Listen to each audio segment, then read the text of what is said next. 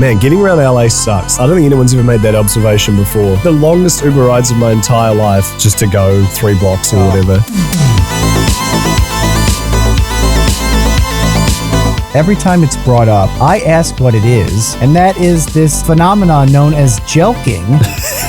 And I've been told that you have serious jelking habits. When you finally put together your Andrew Tate style course on how to become a man, how to become successful, what are you going to call it? It's going to be called University, so it'll be short for you.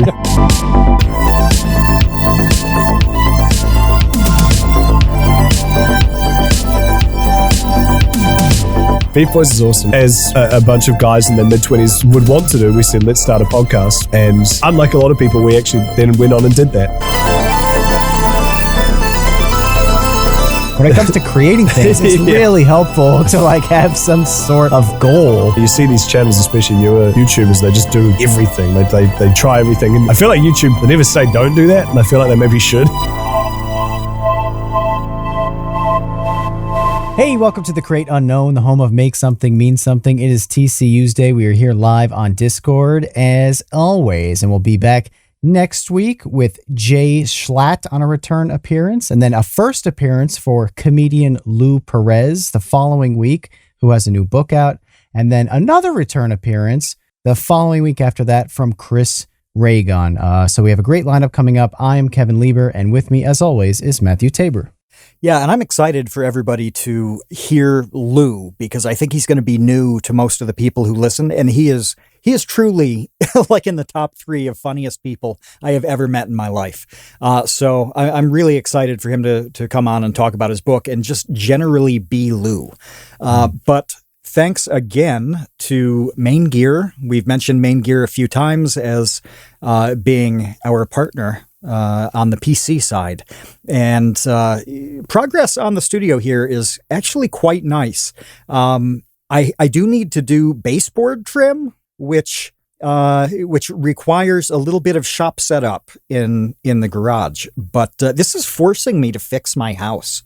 This is the crazy part, is you get a rig good enough that you just have to make everything right around it. I'm like, it makes no sense to just slap a thing together and start using it when you really should just do everything right. Put your life together so that you can use your PC. Yeah, seriously. There's just no sense in having like a Ferrari and then have your garage almost fall down. Fix the thing, get it right.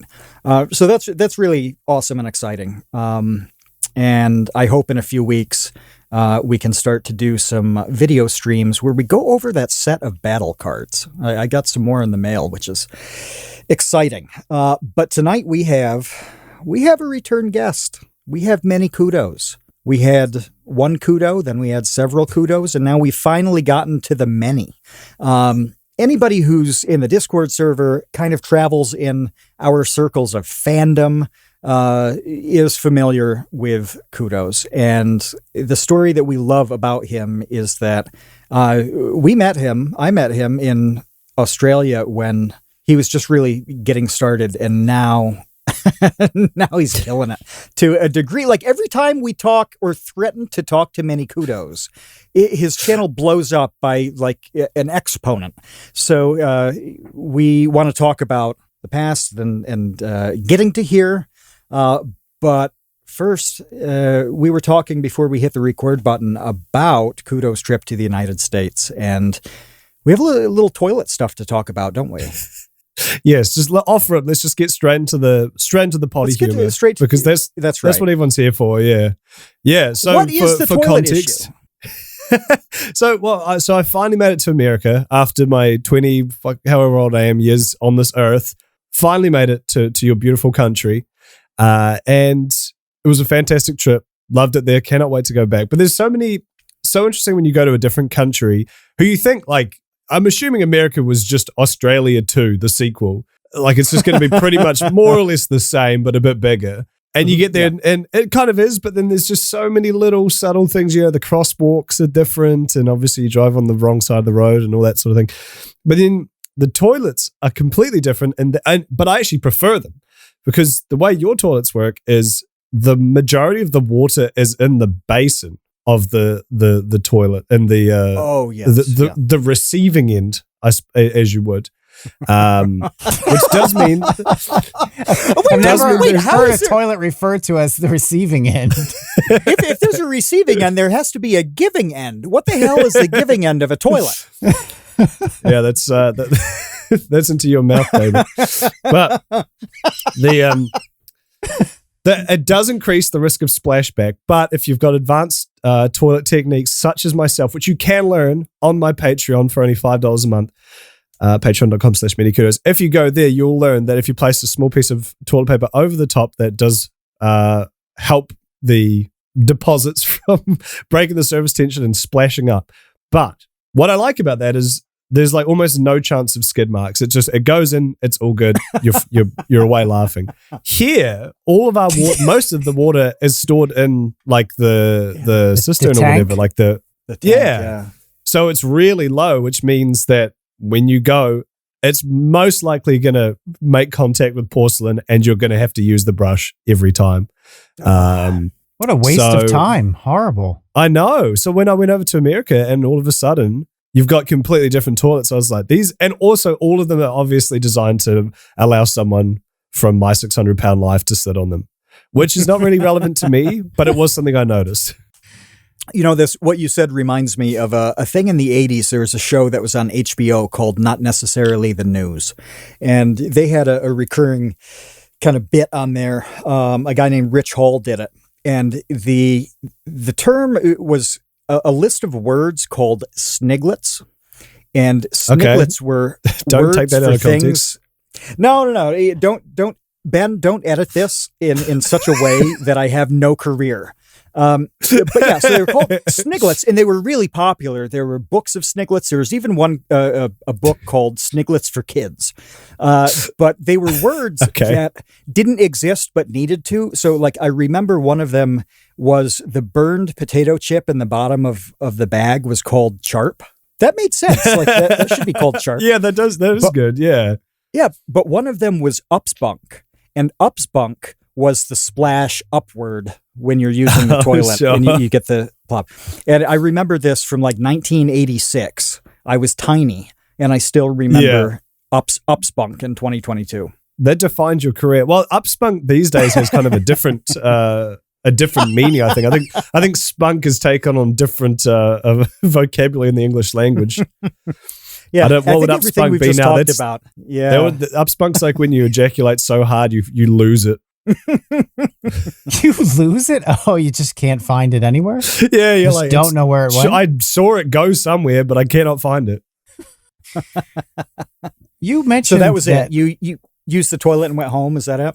That was more. If you were to really condense the holiday down, that was it in its purest form. I want to ask more about the toilets before you move on to the rest of your trip, though. Yeah, let's get back to the serious discussion here. Yeah, the serious discussion about our like super strong USA toilets. Yeah, your freedom toilets. I think. Do you have like dainty paper toilets in New Zealand? Like, why are your toilets so weak? I'm sure our toilets can take a beating as well. But yours have this kind of like, there's just an XL quality to them that until you see ours, you wouldn't get. Like yours come out so much further and are just generally wider. It just seems like they're built to host a larger frame, whereas ours are much more, kind of cute. And then if you go to Japan, from memory, their toilets are even smaller, but all of them are like high tech, like mech robot things that like tug your ass and stuff for free. They're amazing. So, those toilets are amazing. The best. Yeah. Yes. Actually, my Airbnb in LA had a bidet, and after that, I was like, how can you go back? Yeah, exactly. That's what I was going to say about the Japanese toilets. Is that you feel like you're going back in time, going to a toilet that doesn't have like 75 features. Yeah, exactly. And then you always push the woman bidet button by accident, and it sprays your balls. I don't know what's happening with Tabor right now, but he just moved his camera to point at some sort of creature. Oh, it's a turkey. Thanksgiving's come early, boys. Yeah, it just walked in front of me. It's awesome. Yeah, so live, if you're in the live turkey, watching the live show, you get live turkeys. And we will be Do you putting think- Matt's address right here so that you can find the turkey in real life. Would this make for a good video, ranking countries by their toilets? Because there Actually, really that- is that would analysis actually to be- this.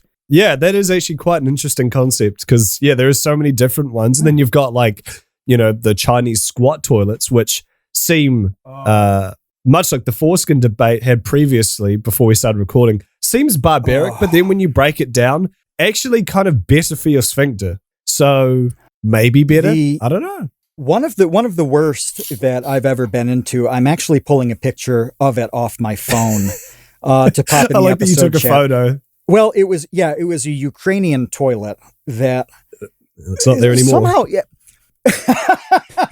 Jesus, that's grim. But Russia, that part is really the transition between Asia and Europe. This toilet, even though Ukraine is quite a bit west of Russia, this toilet seemed to combine the worst possible things of a European toilet and an Asian toilet. Okay. They really made it terrible. And it was so bad that I took a picture, and there's like a roll of toilet paper that was fastened with a synthetic rope, like the kind of thing that would hold a boat to a dock. It was just the strangest thing. It was like a hole in the ground with that roped toilet paper, and I never. Well, that's great too, because when you run out of the toilet paper, you can use the rope. You can kind of, when you're like drying yourself in the shower and you're doing the kind of the dishcloth thing, you can do that. Yeah. Imagine getting the call. You work there, and they're like, hey, you have to go re-rope the toilet. What kind of process is that? Wait, how was it It's somebody's fastened? job. Was there like a fastener that I you could don't know. unclip, or was it like knotted? Did somebody have to untie and retie the toilet rope every time? That seems ridiculous. Finest It Ukrainian does. toilet ropers. But yeah, I'll pop that picture in the episode chat when I've got it. So Please, I'd love to. you came in, you ate a burger, you took a shit, and you went home. Yeah, that was That's what actually we've generally the experience. No, I went to both Alaska and LA, so really seeing the two extents of your country. But no, it was a brilliant trip, and I'm very excited to come back. I saw Tabor for 10 minutes, and I was like, that's enough. And then It was really bad. My biggest regret on the whole VidCon experience, the whole thing, the worst part was that I hung out with you for like an hour at the breakfast thing, and that was about it. And did you get sick? Because everybody we know got sick. yeah, I wasn't feeling too hot by the end of it. But yeah, it was a messy time all around, and man, getting around LA sucks. I don't think anyone's ever made that observation before, but I think that was the other you're thing. the first. You're the first. That's never been mentioned. I've literally the longest Uber rides of my entire life, an hour and a half just to go, 3 blocks or whatever.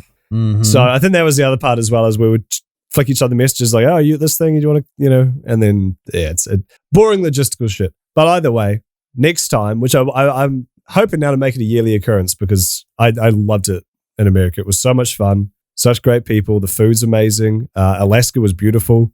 LA was interesting. and beautiful in its own way. Actually, because I went out to Orange County and it was actually really nice out there. Oh, okay. It was That's really nicer. beautiful out there. So yeah. So I had a really, really good time. So thank you for having me in your country. Look, more importantly, in the episode chat right now, and I'll describe this for our listeners, Matt just posted an image, a photograph that he took of this toilet, and he forgot the most interesting part of the story. Oh, the sign? Which is no, not the sign. What? So even when I bring up that you missed something glaringly obvious, you gloss over it. The fact What am I that missing? the nylon rope toilet paper is wrapped around a broken skateboard drilled into the I didn't wall. even notice that. I didn't It's even notice hanging that. Oh, from shit. a broken half of it's like the trucks, like the trucks of the wheels Oh my God. of half of a skateboard. That is the most punk rock. Like that looks like something that you would see in a bar in like Austin.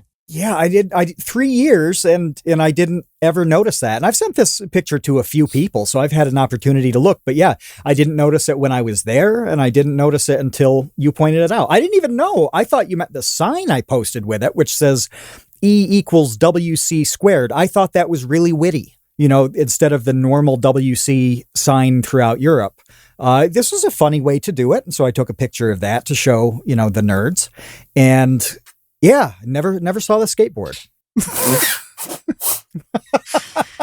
Gosh.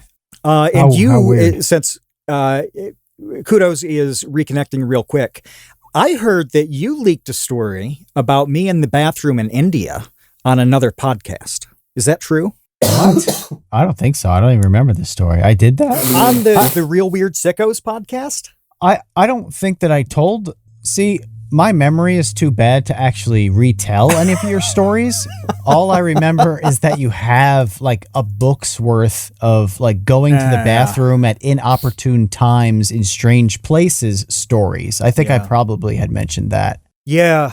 No, that's true. And I mean, it's just hope you're enjoying all this, whoever's editing this. It just happens. Behind the scenes, if you go to a place that's unfamiliar, you're going to miss out. You're going to miss out on some obvious cues when it comes to bathrooms and the like, and not understand certain things that, it's totally normal and accepted there. And you walk in unprepared. That's what I'm saying. You're experientially unprepared. And this is going to happen absolutely everywhere. So, for example, I know that somebody, I forget who I was talking to, but they were talking about going to a really big mall in the U.S. and they'd never been to a mall of that size. I forget which one it was, but they just had like a long walk, physically a long walk to get to wherever the bathroom was, in the food court, or I don't know. They expected that there would be bathrooms you could go into in every one of the stores in that mall. Oh. And yeah, which it makes perfect sense, doesn't it? Like that's a completely reasonable thing to think. And they had a limited amount of time to get to a bathroom and realized it was like 1,300 steps away. And life got worse for them. No, that's a good point. That mall bathrooms are pretty horrible to find. Yeah. And usually pretty far apart. Or at the end or something. Yeah. Yeah, but you can find yourself in in no man's land and really far away. Absolutely. For sure. Absolutely. And when I was in India, it was hit or miss on what a bathroom was going to be like. It could be fully stocked. Another one may not have any toilet paper. Another one, no real way to wash your hands. I mean, it was seriously a mixed bag.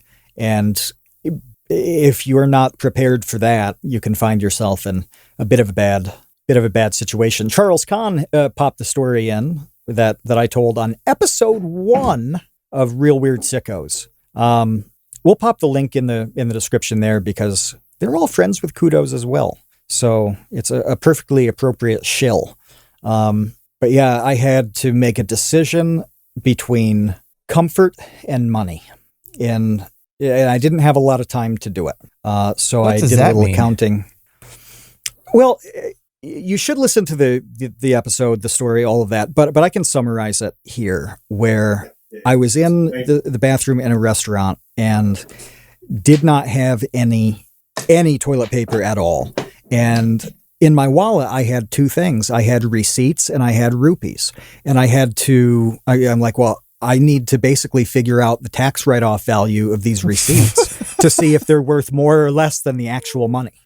And it turned out that the receipts were worth quite a bit more. And so I had to wipe my ass with rupees, which was, it feels like a hate crime, like it's just something you don't do, but it made sense at the time. Yeah. More like rumpies. Oh, bazinga. Yeah. Yeah. It's funny. You did that analysis. It reminds me of that story that was on Twitter, I guess, that was going viral, or maybe it was just a tweet about somebody doing the analysis of grocery shopping and realizing that like rather than buying a pre-made sandwich, they could just purchase the ingredients and make many sandwiches. It reminds me of there is a great bit. One of the funniest things, and I'm going to butcher it because it's been probably 20 years since I've seen it. One of the funniest exchanges, in my opinion, ever on The Simpsons is, I wish I could remember it better, but basically Homer wants peanuts. And he's like digging around, I think, under the couch to try to find like loose peanuts. And instead of like finding a loose peanut, he finds money. And he's upset. He's upset that he found money when he wanted peanuts. And then his brain explains to him that with money, he could purchase many peanuts. and that story reminded me of that person. Yeah, like they were used to spending $12 on a sandwich. And it's like, well, for that same $12, you could buy the ingredients to make many sandwiches. Hey, so really sorry about that, guys. Murphy's Law, of course, we've had no internet troubles for weeks. And then as soon as I'm on the creator known podcast of all podcasts, not only does it die, I reset my router and it didn't come back, which usually fixes it. And I was like, okay, cool. So we could do an episode by mail, like pen pals. We could do an entire episode. That. Yeah, that did go through my head for a second, but but yeah, apologies about that. Should be all good for now. Well, I will blame Matt's toilet picture because that was what did it. I clicked on it and immediately just yeah, it was a virus. It clogged up the pipes of my internet, much like Matt clogged up the pipes of Ukraine's finest toilets. It upspunked your internet. Summer is drawing to a close, which means the appropriate window for Speedos is also closing. But the door is still open on hiring, and it's actually wide open.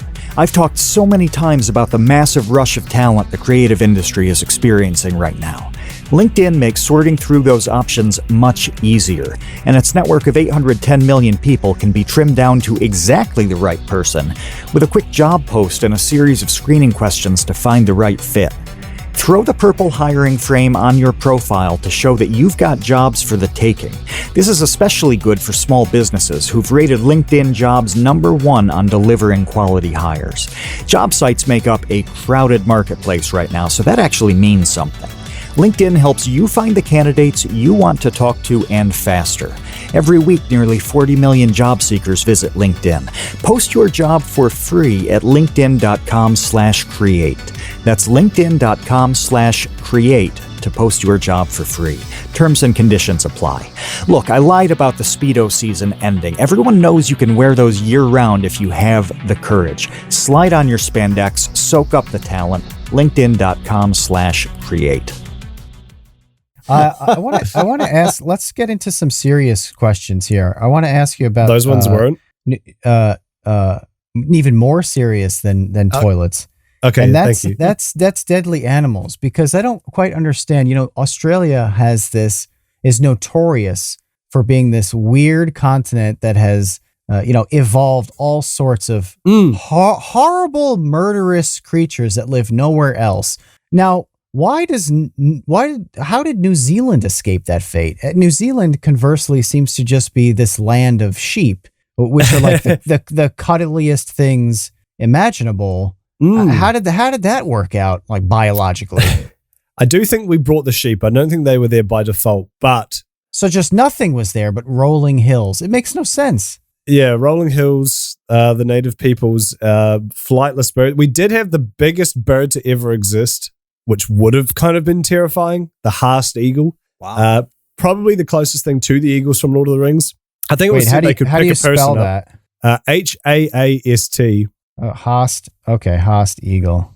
So I think the Māori hunted them to extinction because they're pretty much just giant chickens and would probably taste delicious. But they were, I think they are the largest bird to ever exist that we've found evidence of. So we had that going for us for a wee while. Oh, that's big. How big were they? 33. And if you think about a turkey, like the biggest turkeys that are deliberately made massive for slaughter, they're like, I don't know, 15, 18 pounds, something like that. If this one estimated weight is 33 pounds, that's like 50% larger than the very largest genetically engineered turkey that you can find in a store. So we had that. We got the key. We just had wacky birds in general. We had the moa, which I think the Māori also hunted to extinction because they were also probably delicious. So we had a lot of delicious birds, and that's about it. Delicious birds that you ate to extinction. Pretty much. But meanwhile, Australia has like just murderous thing after murderous thing that apparently they haven't been able to make extinct. Well, what's interesting about that is, yes, absolutely. You know, it is here.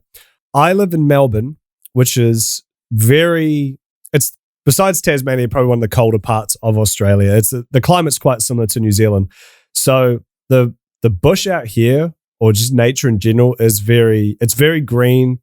It's very, it doesn't feel like, you kind of imagine Australia as this big red desert, and most of it is, obviously. But Melbourne's kind of one of the few parts that aren't. And if it weren't for the gum trees, when you're doing like a bushwalk here or a forest walk, you fully could be convinced that you're in New Zealand. It feels very similar. They've got ferns, everything. The interesting thing about the animals is, and it seems to be a very American thing to be absolutely deathly terrified of coming to Australia because of these. In all my years here, which is not many, about 3 or 4, I've yet to see a snake, a spider, or anything that really could kill me. Now, I do live in the city, so if I was out in the country, I absolutely would have seen a lot.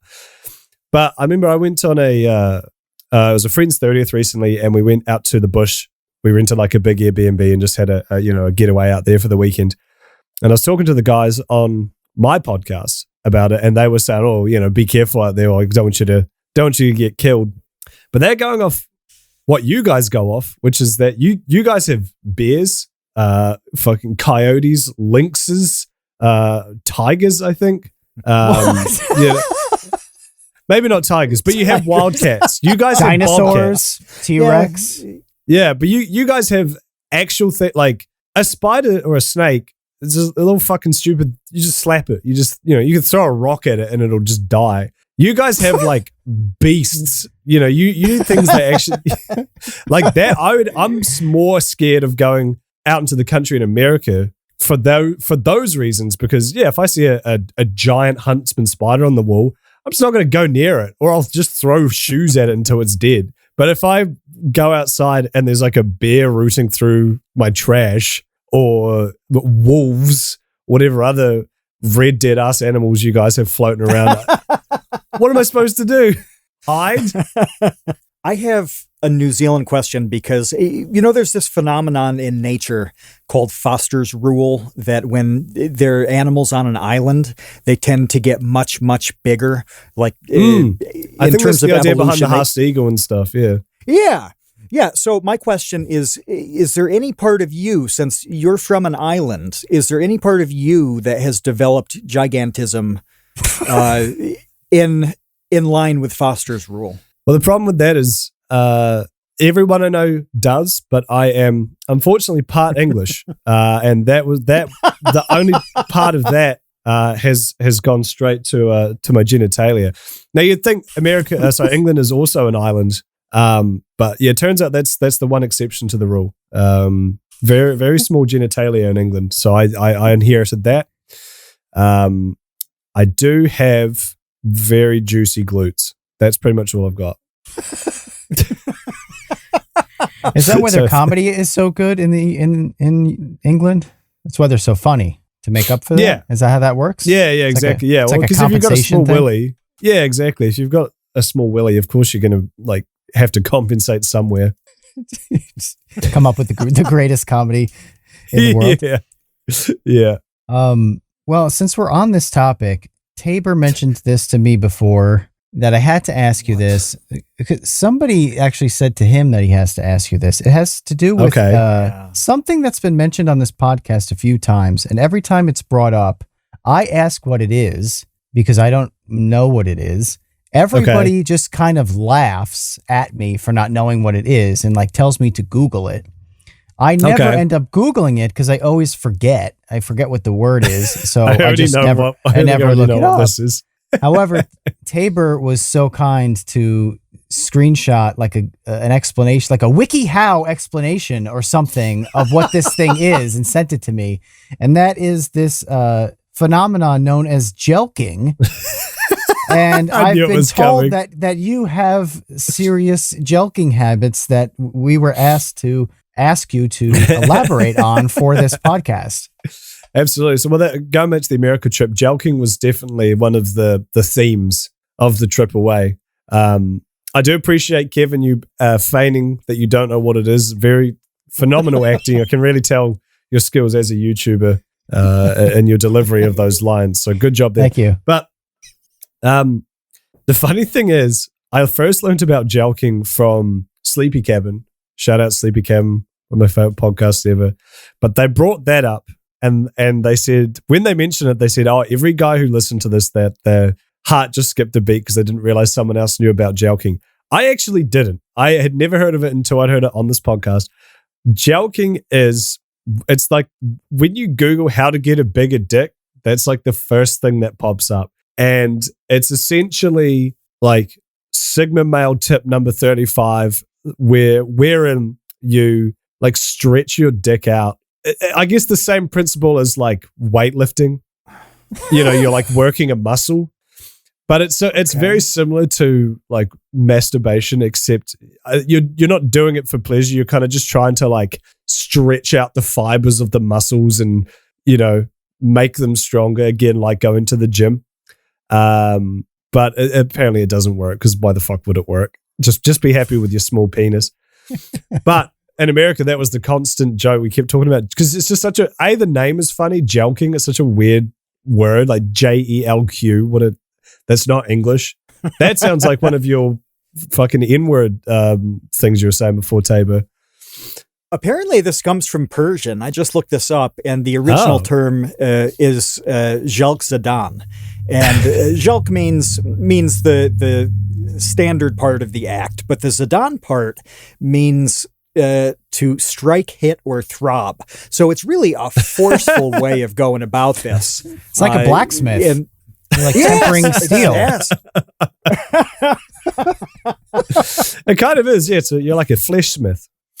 So how did that become a staple of your VidCon experience? Because we want to take this testimony and pass it on to Hank and John Green, Viacom, Susan, anybody who has a vested interest in the industry. That's right. Well, so it started off when I was up so me and all the guys from my podcast, Beef Boys, we all went up to Alaska, had a fantastic week up there.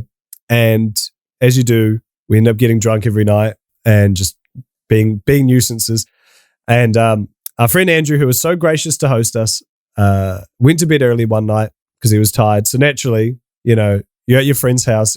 He's given you unrestricted access to the YouTube channel that's logged into his PlayStation. So immediately we just started searching, like, what's the most fuck shit you've always wanted to search on YouTube but don't want to have it in your search history? One of the things we looked up was jelking, because we were like, that's funny. And it turns out when you search that kind of thing, you get these very weird medical videos, because I don't know if you've ever noticed, but the only nudity you're allowed on YouTube is for like medical purposes. And it's still age restricted, but they allow it on there. And it's really clinical. I didn't even gross. know that.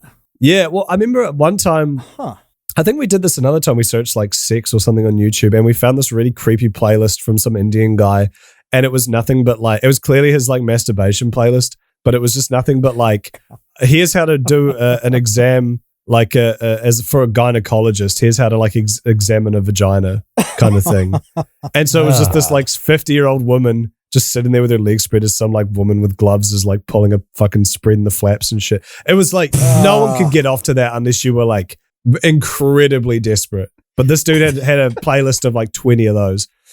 So that was what it was. It was these medical videos of like, and the thumbnails are just full on just chode, like just some dude's dick. And again, every time, how is this on YouTube? So naturally, we added all of them to Andrew's watch later, all of his playlists, liked all of them to add them to his algorithm. And then we watched a couple of them, and it's just, yeah, it was very, very funny. So that was what happened in Alaska. And then when I arrived in LA, I was staying with Ghost Gum, Dante, VS Technicals, and Billy the Fridge. That was a fun ass little Airbnb we had there, but we inevitably the same thing ended up happening there. I think we just started bringing it up, and it just became a recurring gag throughout the whole thing, where we just ask people like, oh, hey, how's the jelking going? Or we'd do impressions of YouTubers as though they were doing a video on jelking.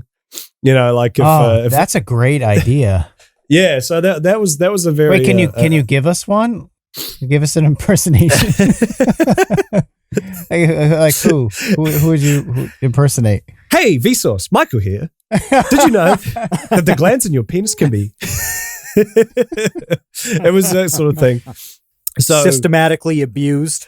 Yeah, so we really much like the glands of a penis, we really stretched that one out to its fullest extent, and now that is what's led us here to the Create Unknown, where I've unfortunately brought nothing but discussions about toilets and genitalia. So very on par for the course, I suppose, but that is jelking. So again, Kevin, you obviously already knew what it was going into it, but now everyone else does too. I think it's been brought up like 7 times, and every single time I'm like, what is that? And everyone's like, look it up.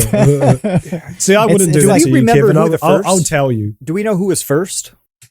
Probably Justin Wang brought it up, I'm sure, at some point. Yeah, that's definitely a Wang. Yeah, Pebbles, I think, has brought it up in the past at some point. Well, I'd like to Trip Daddy did as well. Did you introduce Pebbles to Gooning from me? Was that did that connection happen? Because I know he's talked about Gooning a bunch since he came on your podcast, like the first or second time. And I know I got Tabor into Gooning, and I think you brought it up on that podcast. Well, let's be clear here. Let's not get the language confused by getting me into Gooning.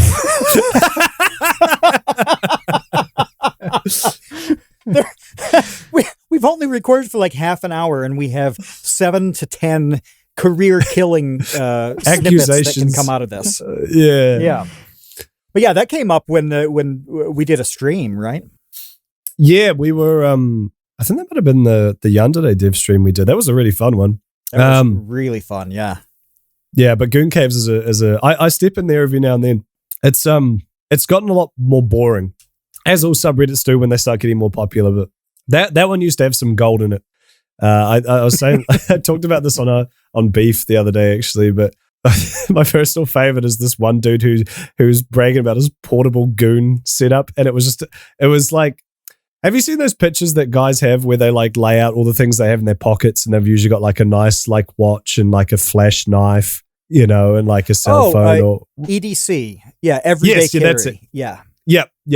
He did that, but with his goon setup. So he's like a backpack, and then like 3 hard drives, and then like lotion, and like it's like if an earthquake hits and he has to run, and you have like the bag by the door with the essentials. It was like that. The go bag, and that always makes me laugh just thinking about this dude's just got a personal porn setup ready to roll. Wait. So does this person use this outside of his house, or this is like a backup plan in case something goes wrong and he has to like flee because the zombie apocalypse has hit, and he grabs his goon backpack? Yeah, I imagine it fills both of those purposes. I feel like he probably does whip it out when he's out and about, but he's also, because that was going to be my next question. Is like, where is he going on the road to do this? Never underestimated porn addiction. You know, this could literally just be he's at work and he goes to the bathroom and pulls this out. You know, people get desperate. Yeah. Why is Gary taking his backpack to the bathroom every day for 4 hours? I can see coming up with some kind of lie that's totally plausible. Like you could tell people like, oh, I'm diabetic and I have to do insulin injections now and again. Nobody would ever question you with that. Yeah. But at a certain point, there'd be this one day where the person in the next cubicle over would be like, hey, is it normal to inject insulin 13 times in one workday? And something would go wrong with that. And where's all this upspunk coming from? He's in a rush and he accidentally kicks the bag over and everything just spills out. It just goes everywhere. Quickly trying to gather up all of the like lotions and stuff it back into his bag.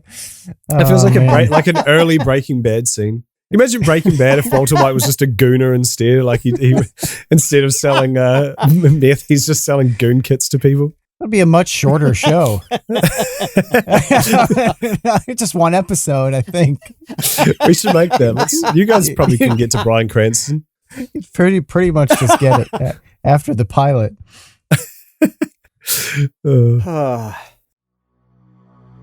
I don't know what you've been sipping, but you've got it all wrong. It's time to commit to the leaf. We've embraced the smoothness and surprising pick-me-up that tea provides. I literally drink it all day long, nearly a gallon a day, and it powers me through research, script writing, and forums on websites that I refuse to name here. But we don't drink normie NPC tea. We drink cultured and refined anime tea from the Dragon's Treasure. Kevin still likes the gunpowder green called Space Cowboy, and I've sampled nearly 40 Dragon's Treasure teas at this point.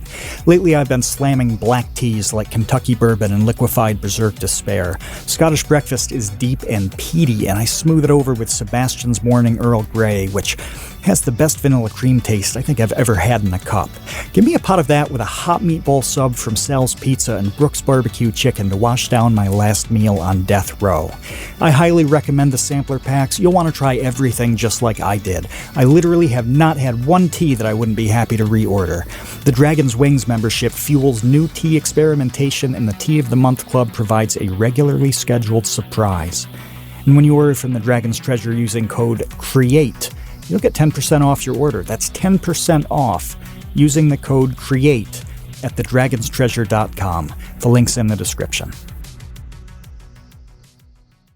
I have like one more really weird question for you. We are going to talk about your YouTube channel and Beef Boys, your podcast, but I have I have like another internet thing to ask both of you. Okay. That I need clarity on because I am really confused about this. Who is Andrew Tate? And why is every meme about this Andrew Tate person? Man. And why is he banned from everything? I don't understand this. I've never heard of this person. He really did kind of just like pop into existence into the mainstream like 3 weeks ago and has not left it since. I barely know him either. The only things I've seen about him is I remember a couple of years ago there were some tweets going viral dunking on him because he had that very like that kind of toxic masculinity, like Sigma grind set meme, but unironically, like, have you seen those guys who like sell the self-help, self-help courses, and all their videos are like them roided up, like smoking cigars in their war room or whatever, and it's just like the lamest shit you've ever seen.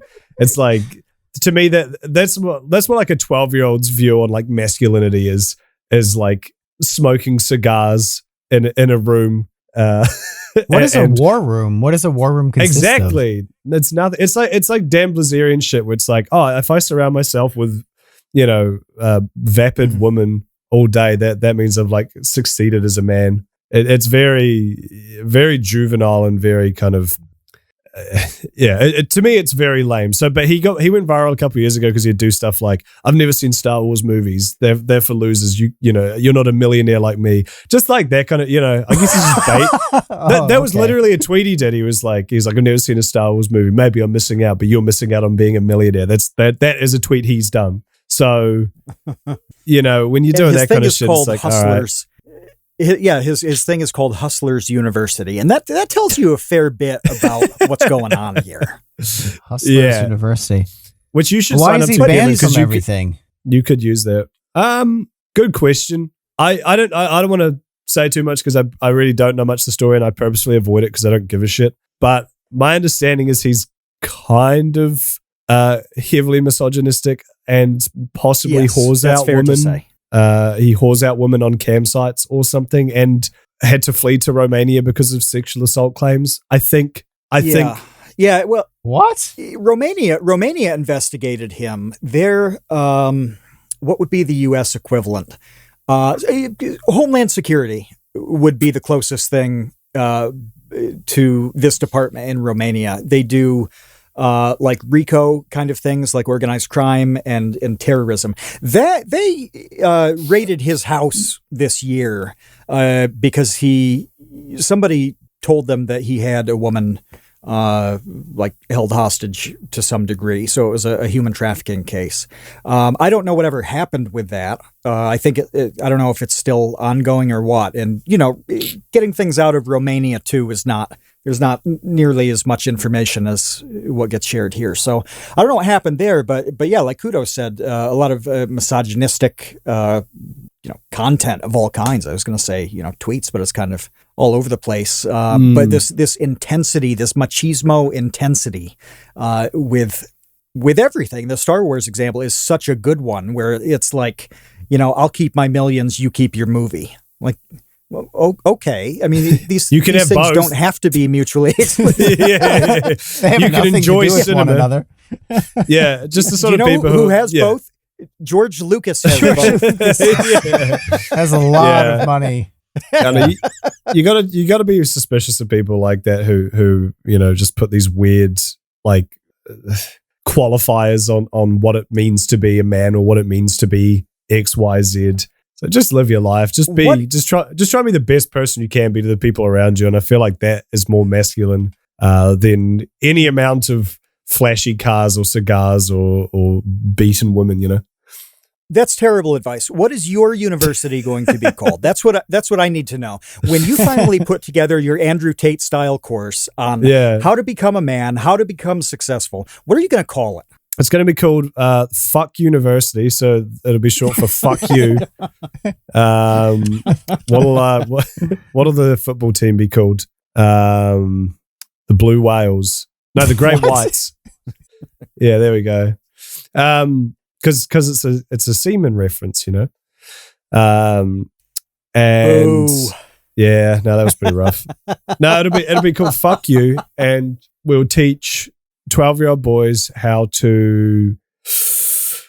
What's Andrew Tate doing? We just end this conversation right now. The reason I brought that up is because supposedly Andrew Tate is very popular amongst like middle school children because again. That's what I kept saying. Yeah, really? Dan Blazerian style, cigars and pretty women and big muscles and guns is what like a 12-year-old thinks is cool or is masculine. Yeah. So there has been people vague accusations, anecdotes floating around that like I teach a intermediate class or middle school class and all the boys are obsessed with Andrew Tate and they're being really mean to the girls as a result. So I don't know if that's true or not, but that is, I could, again, that's the target demo for that sort of show. That's the only people who can realistically be into that and it not be very embarrassing for them. Because if you're like 25 and watching Andrew Tate, it's all over.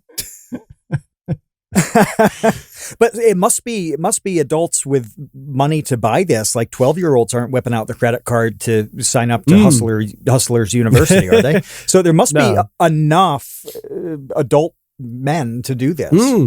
Oh yeah, there's always going to be guys you can swindle into thinking like, oh, if I just shave my head and go to the gym, that'll finally get me laid. And I mean, going to the gym will help, but yeah, when you then add all this other stuff too. Yeah, it gets a bit messy. So, point is, don't give Tate your money.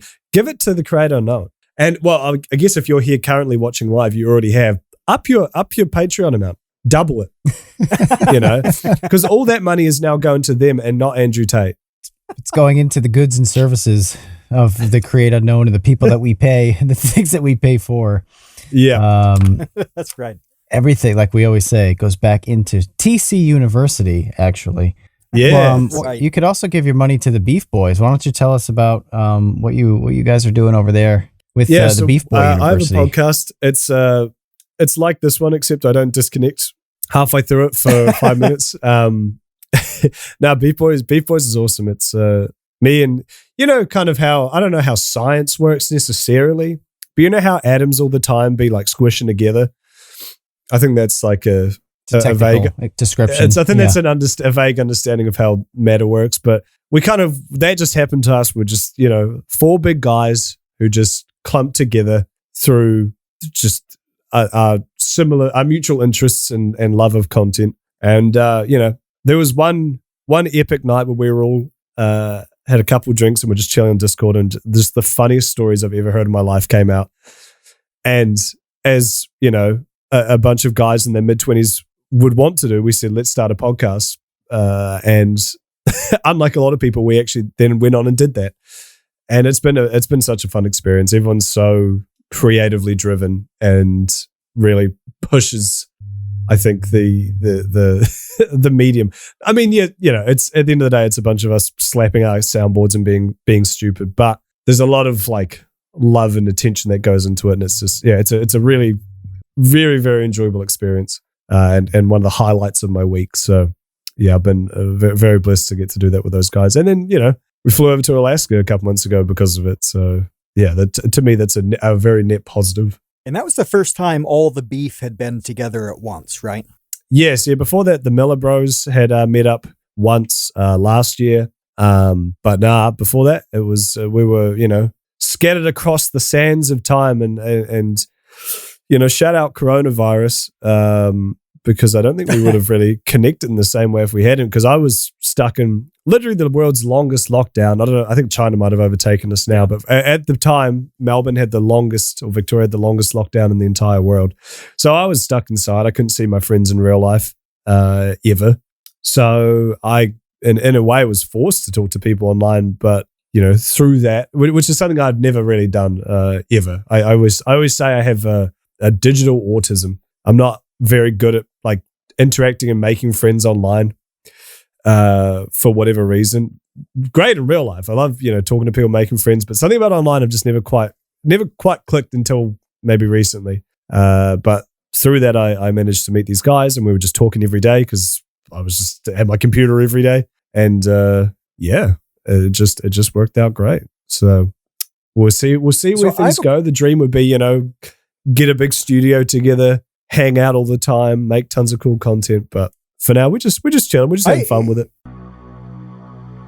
We want to help you make something and mean something. And we say that phrase all the time because when you're making something and you know it means something, even if it's just to you, that's when you feel pretty good about what you're creating.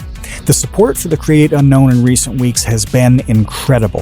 Animators, artists, musicians, YouTubers, aspiring filmmakers, comedians, it is crazy how talented everybody in this community is.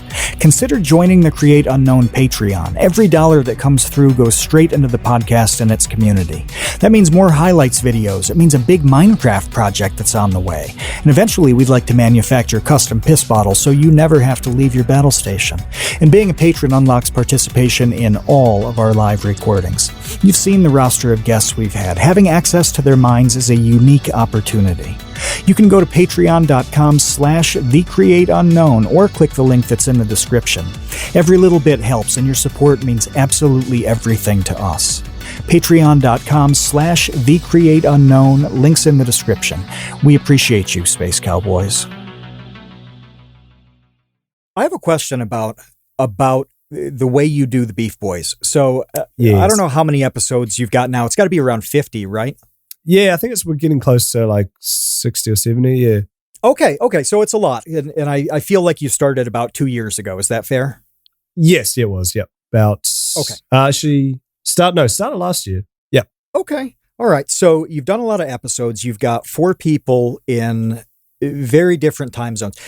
What you guys have done with Beef Boys violates like every rule that I would say to somebody starting a project. And that's like with the production quality. If anybody listening hasn't seen Beef Boys, if you like Kudos, if you like Doplex, and you like that sleepy cabinish vibe, that was what it's we were an going amazing for. Yeah, it's very similar in terms of the listening experience. You feel like you're hanging out with these guys. It's really, really good. But the production quality is nasty. It's crazy. It's really, really good. It's that like CoffeeZilla-ish set, but you've got the 4 guys superimposed on it. It looks seamless.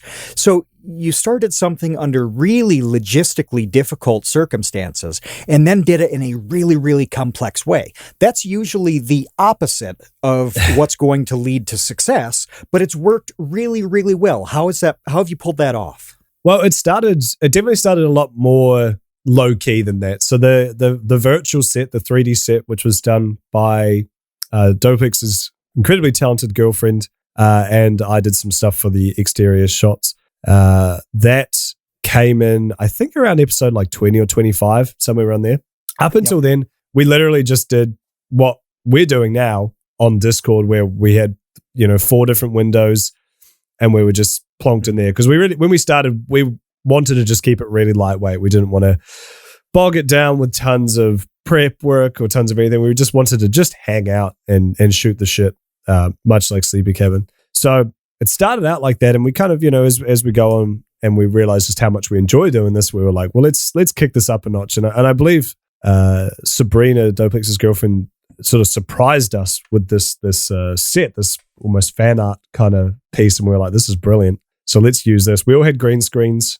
As you can see behind me currently, I have a green screen, and we're all used to using it in our content. So we were like, well, let's just Philip DeFranco. Let's just jump right into it. Let's make it happen. We are also supported by Andrew's incredibly talented girlfriend, Courtney, who edits for us, who is kind of an ambient presence on the show, who we constantly yell at her to throw in edits and cut things. So she's kind of got like an omnipresent factor to it too. So we're very lucky to be just surrounded by super talented, passionate people who are all willing to put their all onto something that, probably doesn't need it, but we're all happy to do it. Do all of the Beef Boys just siphon talent and leech off their significant others, or is that just Yes. a coincidence? No. Emily, I also siphon off her. She did our logo, and it's just general moral support. I was so disappointed. I was so disappointed that she didn't come with you on this trip, because she truly is like the two of you together is so interesting, because I can't think of another couple I've known where both people are like 10 out of 10 funny. There's always the funnier one, and sometimes they work together really well, where one like sets up the other, plays off the other, and there's a cool dynamic. But no, you're like a double-barreled shotgun of funny, and it works, and you're not competing either. That's the best part, is it's not like one-upsmanship. It's just like two insanely funny people. So when you said that she couldn't make it on this trip, I was like, why do I even bother going? Yeah, well, that's why we didn't meet up a second time, I think. But hopefully next year. She will be coming. So yeah, no, she's excited to see you again. And maybe you should come back over to Melbourne. Have you ever considered that one, wise guy? Is it allowed now? Is it? I think so. Yeah, free and clear. I got back at as far as I know, things are pretty chill. Yeah, you should be fine. I did see flights the other day, and they were like $800, so that's not terrible. Yeah, I don't because Ben says that he's known people who have gone to Australia, so that works. Yeah, well, a lot of people are coming in October for PAX. I believe. Yeah, there's a few people in our sphere who are going. Yeah. So yeah, I absolutely think you can. And you too, Kevin, you should come over as well. I'll show you all the spiders and all the snakes you've ever wanted to see. If I'm going in a plane for that long, I'm going back to Japan. That's it. No, that's fair. Yeah, that's high on my list too. But I'm not going to do both. Loop. Why not? I guess so. I mean, they are pretty far apart. Have you been to New Zealand It's before? like 9 hours. No. That's like Japan, but if there was nothing. What does that even mean? What kind of description is that? No, if you like nature, it's very lovely. Japan's got all the cool, flashy like cities and things to do. New Zealand's just a beautiful, relaxing place. So yeah, it's definitely somewhere you'd want to go to. But if you're coming to Australia, you'd go there as well. Or vice versa. Mm-hmm. Well, yeah, New Zealand is Lord of the Rings. It's Middle Earth. Exactly. Yep. It's where Friedenreich Hundertwasser retired. Imagine a country that's defined by a movie that came out 20 years ago. That's what we're working with still. Hey, that's something. You could do a lot worse than that. I'm going to start calling America defined by much worse things. I'm going to start calling America. Oh, you're like Top Gun. Yeah, that's fine when it's a classic epic movie. Like Philadelphia doesn't have a problem with being the city that generated Rocky. They just don't. But if you're like, oh yeah, they put up a statue for it. That's right. It's serious business, and it's something to be very proud of. But if you're bragging that your island generated like Turner and Hooch, then this is a different level Turner and Hooch. Like that is sad. No one knows Turner and Hooch. I've only heard the name. I don't That's think anyone's such a good watched reference. it. Yeah. No, I think I did when I was like 7. When did that come out? No, I was 6. Turner and Hooch. Like the whole, good. like angle of that movie is this dog slobbers a lot. That was pretty much it. It was like Tom Hanks and a slobbering dog for an hour and a half. It's crazy what movies used to be. It's like let's put beloved actor Tom Hanks with a wet dog. Call it a day. Oh, he wasn't beloved then. This was still early on. Oh, okay. This came out in 1989. That was just before after all he did his he did Academy Award Monsters. bangers. There's a movie. This is so funny that because I've been meaning to send the trailer for this movie to both of you, and I've been forgetting for probably 3 months.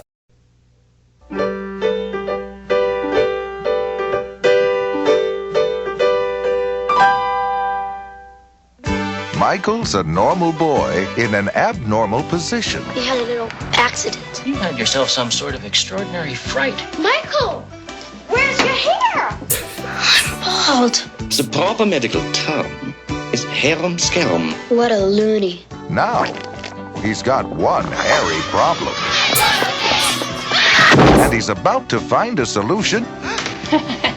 You can't just come into our house, can you? Ghosts can go anywhere. In the least likely place you'd think. Here's old Charlie's recipe. A jar of peanut butter. Don't use too much of it or watch out. But the peanut butter solution is just the beginning It's growing so fast. of an even bigger problem. Mr. Jingles, it's moving. Human hair grows only half an inch a month. No more. Oh, that's a head of hair. Well done, son. I don't think it's natural, Dad. It's the peanut butter solution. This is a classroom, not a barber shop. A toast to this new hair. Long may it grow. But if it doesn't stop growing, what will happen to Michael? It's a hair-raising, heartwarming comedy adventure for your whole family. See the peanut butter solution. What's amusing? Man, movies Songs used to performed suck. by Celine Dion. Songs performed by Celine Dion. Did you notice that? I never noticed that before. Songs performed by Celine Dion. So before Titanic, she was singing the Peanut Butter Solution. Oh, man. It sounds like an just alternate stunned. universe Hitler. I'm stunned by this thing because we have put how many hours combined into talking about how to start projects, how to have decent ideas and then execute them. And then you see that somebody went into a pitch and said, you take a kid who mysteriously loses his hair, then he wipes peanut butter on his head after a ghost told him to, and then he grows so much hair that life is impossible. And they're like, yep, green light, let's go. Here's $5 million in a Celine Dion soundtrack. That's right. Yeah, that's insane. Because that movie, just the curveballs kept coming. It's like, okay, first of all, there's a child who's randomly bald. All right, that's a premise. And then he meets a ghost, which I don't believe was adequately explained in the trailer or probably in the movie. And then they slather peanut butter on his head, and that grows Which was his hair. gray. That peanut butter was gray. Yeah, like brown was peanut butter. Sorry, horrible peanut butter. looking. Yeah, like black Peanut butter should peanut be butter. brown. This was like gray. Yes, this is like tar. It looked like covering a chia pet. It was like slurry. Yeah. And then he grows incredibly long hair, and then hijinks ensue. What an awful idea for a movie. But you know what? I do respect the fact that they made it because, I've seen there's been so much discussion lately about how risk-averse companies are, production companies or Hollywood in general. And then all this discussion about, all these streaming services that are just deleting movies or their entire back catalogs. And so to see that back in 1985, they were willing to bankroll what is possibly the stupidest premise for a movie I've ever heard is kind of, we're missing that. We need that, That if that was today, that would be some like A24 indie film. So many things about this really fascinate me, though. So the Skippy peanut butter was paid. That was an actual product placement that was meant to happen. That's what paid for Celine. So that means That's right. Yeah, somebody went to Skippy and said, "Hey, we've got the wipe the peanut butter on the kid's head movie. Do you want in on this?" And what did they say? Like, well, finally, This is our big like break. it's not going to get any better than this. Yeah. They're like, we should Jif go is with on board. Jif is going to pay us so much money, Skippy, unless you outbid them. It's going to be Jif. What do you Yeah. want to do here? Peter Pan's knocking on the door. The other thing when I looked it up is that the running time in the theatrical release is 93 minutes. Okay. In the TV and home video release, it's 90 minutes. And I want to know what 3 minutes of this movie got cut. Celine Dion wanted her song back. Something was a problem. But only 3 minutes too. So something was worth cutting, but they also stopped there and were like, shit, no, the remaining hour and a half is so precious that it's perfect. Yeah, we don't want to. Yeah, I like to imagine that Celine Dion it was like the first usage of "My Heart Will Go On," and then James Cameron My hair will grow. Yeah, on. my hair will grow long. Will grow on. Yeah. That's the Weird Al parody version that they used for them. Yeah. But I like to imagine that like James Cameron bought the rights to that, and so they had to then cut that out of the TV release. I don't understand One the of the guys- logistics of the hair growing, because you could just cut it. Like if it was growing that fast, Yeah. that cutting it didn't help. You would probably die. It would snap your neck after a few hours, right? If you couldn't cut it fast enough. Well, and also would just- it's Where's got the like, material coming from? yeah, it's also got exactly. It's Like, got the the it's got material the that makes up the hair. Spider-Man issue where when like in the Sam Raimi Spider-Man where it's not like a device on his, it's like in his body, and people do the math and it's like for him to spray the amount of webs he'd have to eat like 50 cheeseburgers a day kind of shit. Right. I wondered if that had, as you started to talk about it, if that had ever been addressed, the biology of something like a Spider-Man. Actually, where is it all They coming did that from? in The Boys. No spoilers, but there's A-Train who's their version of the Flash, and he runs, insanely fast. And there's a point where he mentions he has to eat like 30,000 calories a day or something. Which I thought was like a nice, they kind of address that fact of like, yeah, even if you've got That is good. you've got the physical ability to run that fast, you still need to get that energy from somewhere. So he's just like smashing back like, milkshakes and stuff. Before we throw to some of our patrons' questions, I really want to ask you about your channel, because we haven't talked about your channel at all. I forgot I had that. At all yet. Like literally haven't mentioned it. Well, we talked about toilets, we talked about testicles, Andrew Tate, New Zealand. We pretty much covered my channel without talking about my channel. Did we talk about testicles? We might have to talk about testicles now, but no, we'll save testicles for next time. Not yet. Yeah, tell us about the explosive growth of your channel. What is it like having 200,000 subs compared to, what did you have last time? Like 8,000? I think it was 8 or 9. Yeah. Well, first of all, thank you so much to you guys, because I'm pretty sure like 2 days after I was on here last time, that was when my stuff started blowing up big time. So I'm hoping that is going to happen twice. And if so, I will be paying you a small dividend. It has happened twice. Because when I met you, you had about 450 subscribers, but you'd made it and you plowed through, and you had to grind for a while before a couple things popped off. And then you were at the mid-level kind of there, and then it popped off again and again. And now you're inching toward 250,000. It's a bit of a milestone, but at this point you've got that like 3-year perspective on starting the thing, going through to becoming full-time status and being a real player on the scene. Are you starting to think about things like, you wish you'd done X instead of Y, or you realized you used some very good judgment here and some very bad judgment there? Yeah, I actually don't have too many regrets on YouTube, which is a positive, I suppose. I'm very good at. I'm very, very glad I started at the age I did, because I feel like if I'd started any earlier, I would have said some dumb things, done some dumb things. Starting in like your mid to late 20s, I think is a good, like, your brain's actually formed. So I know, like, okay, let's not be stupid with this. And on top of that, I'm just not like, I'm not the person who overshares. I'm not on Twitter 24/7. I mean, I am. I'm just not tweeting. So I haven't really made a lot of regrets in that way.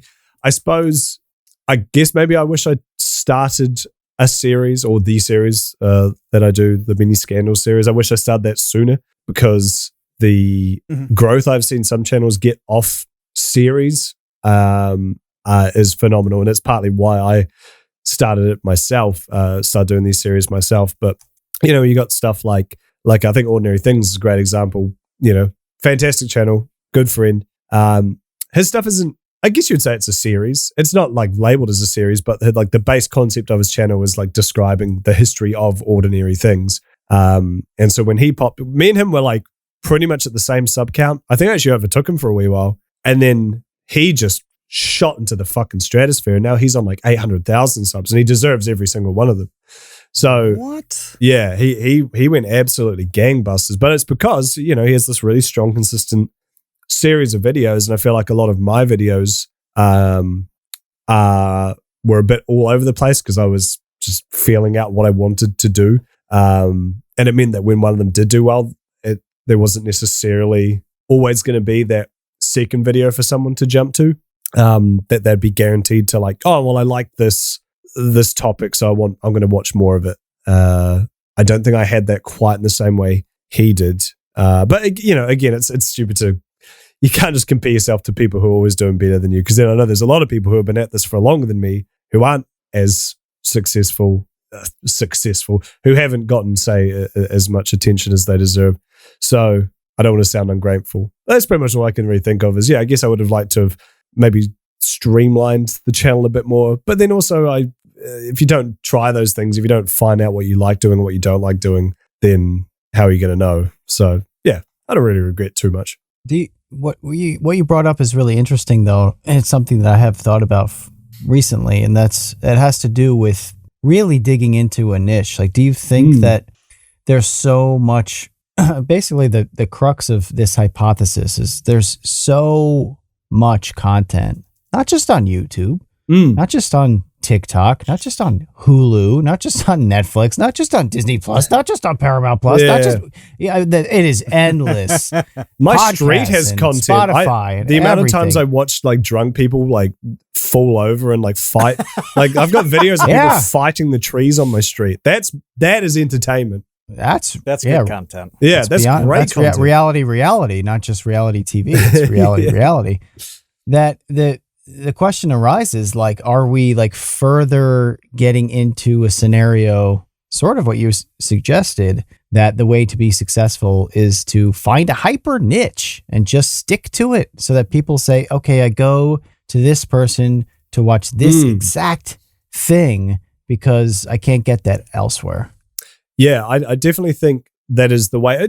This doesn't even necessarily have to be a niche in terms of like, I'm only going to make content about this one video game or something. Like it can just be a format, a broader format, but if you sell that format in an entertaining way, I think that is what I want personally, because I don't want to be shoehorned into like, I can only make content about this one game or this one specific thing. I find hobbies really interesting. So just covering all hobbies, I think is what I'm quite enjoying doing right now. But I suppose early on, a lot of my content was covering all sorts of things that I found interesting. And I might have said this last time, but the way I looked at it, and still do to a degree, is if I find it interesting, I'm not original. I'm not an original person. There's a lot of people like me who grew up on the internet consuming the same content I did.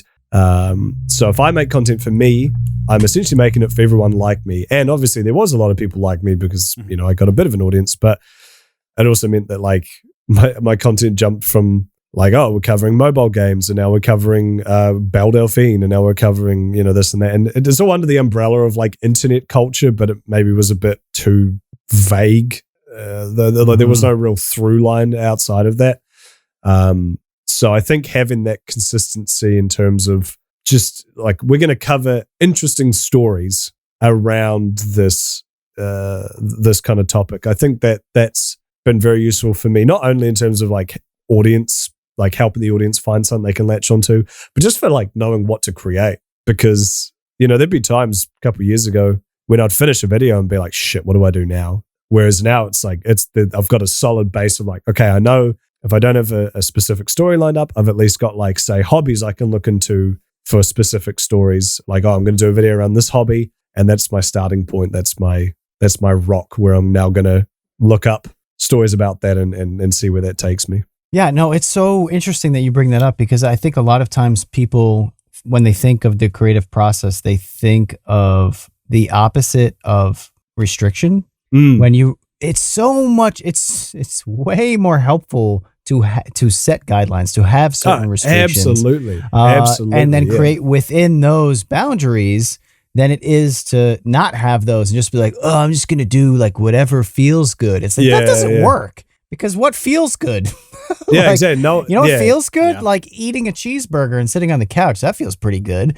When it comes to creating things, it's really helpful to like have some sort of goal and like path to follow. I mean, even eating a cheeseburger on the couch, like your goal is to consume food and be comfortable. So that's the starting point of feeling, those are two things you wanted to do. It's sort of, it's having those restrictions absolutely is where the best content comes from, because all of a sudden your brain isn't trying to consider everything. It's trying to consider three things. It's like when you go to a restaurant and they've got 100 things on the menu and the menu's like 10 pages and you're like, there's no way any of this is going to be good, because how can you put that much care into that many items, versus if you go to a restaurant that's got 4 things on the menu, you're like, all 4 of these are going to be phenomenal. And they usually are. This is exactly the point that I was going to make. I was waiting for you to stop talking so I could bring up restaurant menus. Mine was a little bit different, though. Okay. Because you're right about feeling that. But I was going to say how difficult it is to choose what you want when there's like 17 pages of different things. It's, like, am I more in the mood for pasta, or am I more in the mood for a steak or like barbecue? Like, it's really difficult to choose the meal that you want, because like 11 things seem kind of the same. But it's also on the production side too. And I know Kevin's talked about this from his experience in the past working around kitchens and bars and things like that, where having like an efficient menu on the cooking side makes a big difference. All of a sudden, you don't have walk-in freezers and fridges that are loaded with a million different ingredients that you hope you can sell before they go bad. You've got a lot of things that go in your 12 really good dishes. And it's just streamlined. You can price accordingly. You can buy in volume for those things. Kevin, didn't you talk about the place that did chicken wings really well, or tater tots or whatever? Yeah. That's the place that I worked. It was like, we do chicken wings. We have 12 sauces that we make from scratch. They're all awesome, but that's all we do. And you can get tater tots or nothing. I'm gonna like Vsauce this a little bit. This has a name. It's called the paradox of choice. Oh, and there is a really simple experiment that I think Michael might have done in one of the episodes of Minefield. If not, it was another show that I watched where you go to a boardwalk and you have samples of jelly beans.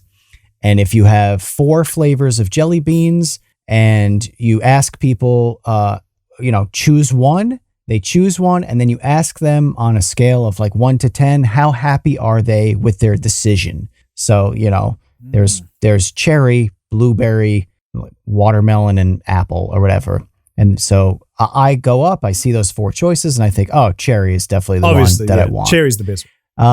So I take my cherry, I eat it. They ask me, how would you rate your satisfaction? I say 10, banger, love cherry. You do the same exact experiment with 64 different jelly bean flavors, and no one is happy with their choice. Never. Yeah. It doesn't matter. You go there. I show up, and out of those 64, I pick cherry again, but I'm looking at buttered popcorn being like, man, I could have had buttered popcorn. I actually really like buttered popcorn jelly beans. Maybe I should have. So now my satisfaction level is like, it plummets. I'm like a 5 out of 10 instead of a 10 out of 10. And that's an actual study that's really easy to do that illustrates the paradox of choice. Oh, exactly. Yeah. I mean, I think the restaurant menu metaphor works for all, is a perfect analogy for creating content. Because on one hand, you've got the people behind the scenes, if they have a limited menu, or they've got like a set, like, okay, I'm going to work within these parameters. Here's the series I'm making. Here's the food I'm making. I know I just need to work within that. And now what can we do with this? What can we can really hone in and polish it and make these good. And then on the other side, you've got the patrons, you've got the viewers who have this very neat, tidy menu of, well, instead of like, I'm doing a video about this thing, and now here's an hour-long podcast on my channel, and then here's a 5-minute update about my channel, and then here's like a 50-second short I filmed. And you just kind of, you see these channels, especially newer YouTubers, they just do everything. They try everything. And I feel like YouTube kind of not encourages it, but they never say don't do that. And I feel like they maybe should. They should probably tell you to hone in a little bit more. I mean, when you start out, you definitely have that freedom a lot more. But you see these people who are just stuck in the salty rapids of like sub 100 subs or whatever, and they're just kind of getting churned up, and they're never quite understanding why they're not breaking out. And I think it's for the same reason that, you go to a restaurant with 50 things on the menu and you kind of, oh, geez, what do I pick? Whereas if you've got like 3 things, you go to someone's channel, a brand new channel, say, they've got like 2 or 3 videos, similar lengths, similar topics, maybe similar formats. Immediately you're like, all right, I'm on board with this. I like where this is going. I feel like it's quite analogous. Yeah, I think that's good advice. I think that's actionable advice for our listeners as well. And I was really hoping that we would get, after all the toilets and the jelking are done, that we would be able to at least that's your reward. Mine some gold. It's like I remember for sitting through it. Back in primary school, which is, looking back on it, it's kind of dodgy they did this just but our school was next to a church. I went to a public school, so I guess you weren't allowed to do religious studies at the school. But they did this thing at lunchtime called, I think it was called Adventure Time, which is like 10 years before the TV show was out. It was not an adventure at all, but we went to this church, like they'd come to class and be like, oh, hey, Adventure Time's on today, go meet at the church. And you'd either you'd usually play a game, like some kind of physical sport thing, and then they'd teach you some Jesus shit.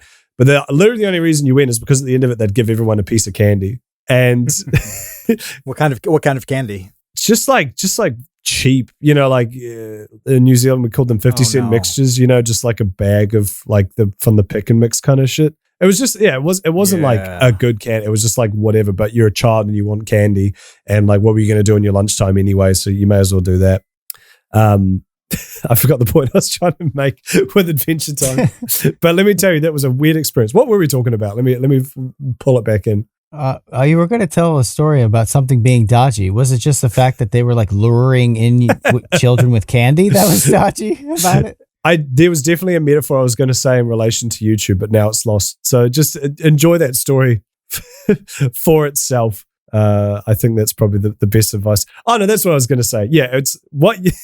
YouTube is the priest luring children with candy. No, we're the priest. How does that one end? No, we're the priest luring children. That's what I was going to say. It's much like how if you sit through all the toilets and the dick jokes and all that shit, at the end of it, you get a nice nugget of information. This is if you sat through the boring-ass Bible stories, at the end of it, you got a nice little sweet treat. That was Adventure Time for me. And that is this podcast in a nutshell. Luring in children. No, but I do think I actually had someone message me recently asking me like for advice and smaller channel, and yeah, pretty much what I said before was very like they were trying a lot of everything. They were doing like science videos, but then they were also doing like commentary, like drama, like covering Andrew Tate stuff, and then they also had like update videos on the channel, like a lot of update videos, and it's hard to you feel bad saying it, but it's like until you get.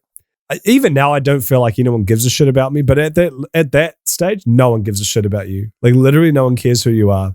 So doing update videos, putting updates in your videos at all, like you start the video and it's like, oh, hey guys, sorry, it's been a while since I've uploaded. I've been away. I've been sick, but no one cares. Shut up. Just get to the content.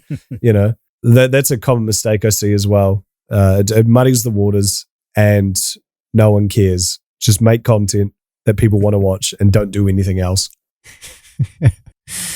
Yeah, I think that's really good advice. Well, on that note, before we let you go, we're kind of asking this question now, I think, whenever we remember, at least, to sort of round off the podcast. And that is, what makes an interesting person? So what makes an interesting person in your estimation? I think someone who can overcome, this is going to get weirdly real. I think someone who can overcome all that life is thrown at them and rise above it and be a better person. Because I feel like a lot of people are just given easy lives and they become good people, and that is great, obviously. They could also become bad people, but staying positive. But the people who have just been absolutely shat on and had a very rough life, who then go on to be good people and rise above that. Not speaking from any experience of my own, I've had an incredibly cushy life, all things considered. But to me, that every time I hear about someone like that or meet someone like that, I'm perpetually fascinated, because it feels like the easy thing to do would be to be awful in the same way that life has been awful to you. So when I see someone who doesn't do that, I feel like I'm always very inspired and always very interested. Mm-hmm. It does seem like the type of person they would, make a movie about. Yeah. It's kind of like a hero's journey sort of thing, is going into the abyss and then coming out of it. Coming out of it a better not person. Being evil. Yeah. Yeah. All right. Well, you're a pretty good person. ManyKudos, with a great channel, a great podcast called Beef Boys. Everyone should go check it out. Let's get this man's sub count up to 250,000. That's our goal for this podcast. I think it's a modest goal. I think we can hit that. Thanks for hanging out. Next week we have jschlatt coming back, so be sure to be here for that. Who knows where that will go? I'm sure there'll be more toilet discussions involved in that episode. And if you want to support The Create Unknown, please go to patreon.com/thecreateunknown and be a part of what we're doing here. ManyKudos. Check it out. And thank you for hanging out with us. We will see you later, Space Cowboys. We're out of here. Thanks for listening to The Create Unknown. We make this show with the support of our patrons. 100% of that goes directly to keeping episodes going every week, and the recent support has been amazing. Sidpoke, NRM, Venture Addicts, Weezergood, you all really do make this show happen. Thank you to the Tots and Dumpster crew, old and new, who save tiny little lives every month. Thank you to our grizzled, battle-hardened child infantry. Clemente de los Santos, Dan the Latch, Demetrius Andrews, Erica, Farrakhan, Jen Mefasanti, Kevin Menard, Mikhail Steinke, Monahim, Natsu, Penny Peddler, Risebread, Ryan Kinder, Samuel Manser, Sean S., Sean Malone, and Tom Videoger. And a tremendous shout out to our elite baby gang commanders: Atrocious Guff, Kat, Dojangles, Graham Robertson, James Gallagher, Jeff Davis, Orange Vanilla Coke, Patrick Pister, TCU's personal pilot, Andy, Ryan Carroll, Baseweight, Vinthos, Yeetus Deletus, Jonas Walter, Nathan Robinson, Jelqing, and of course, Trevstead. You are the elite. Thank you as well to our indentured servants, producer-editor Ben Webster, Minecraft mogul Laterman, Discord kitten wrangler Conrad, and producer emeritus Dan Yoshua. Thanks to Baseweight for use of Created in the Unknown for the opening theme. Thanks to Electro Voice for giving us mics to sound good on top of it. And a special thanks to Main Gear for powering all of our PC endeavors. The Create Unknown is an Unknown Media production in partnership with Studio 71.